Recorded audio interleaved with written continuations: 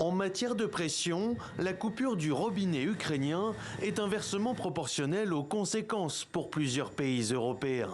Depuis ce 31 décembre à minuit, plus un seul mètre cube de gaz russe ne transite par l'Ukraine, comme en témoignent les relevés de l'opérateur national. Kiev n'a pas renouvelé le contrat signé il y a 5 ans avec le géant Gazprom. C'était en 2019, c'était avant l'invasion déclenchée par le Kremlin. Depuis le début de la guerre, l'Europe a nettement réduit sa dépendance au gaz russe, mais une poignée de pays continue de s'approvisionner auprès de Moscou.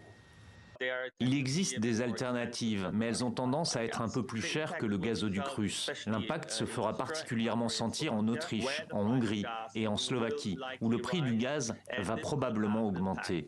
Et cela pourrait avoir un impact sur la consommation, sur le coût de la vie, mais aussi sur les coûts pour l'industrie, ce qui pourrait avoir un impact sur la compétitivité de ces mêmes industries.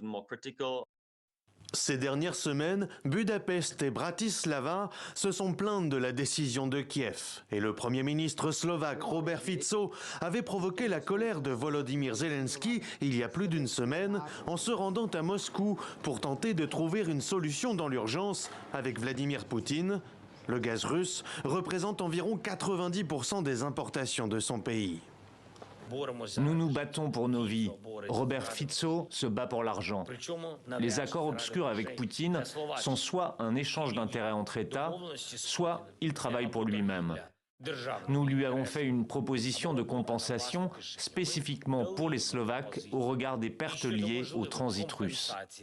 Pour l'heure, la fermeture du robinet ukrainien n'empêche pas le gaz russe de circuler vers l'Union européenne. La Hongrie, par exemple, reçoit l'essentiel de ses importations via Turkstream, le pipeline qui passe sous la mer Noire. Il n'empêche, Bruxelles conserve son objectif, une consommation de gaz russe à 0 d'ici 2027.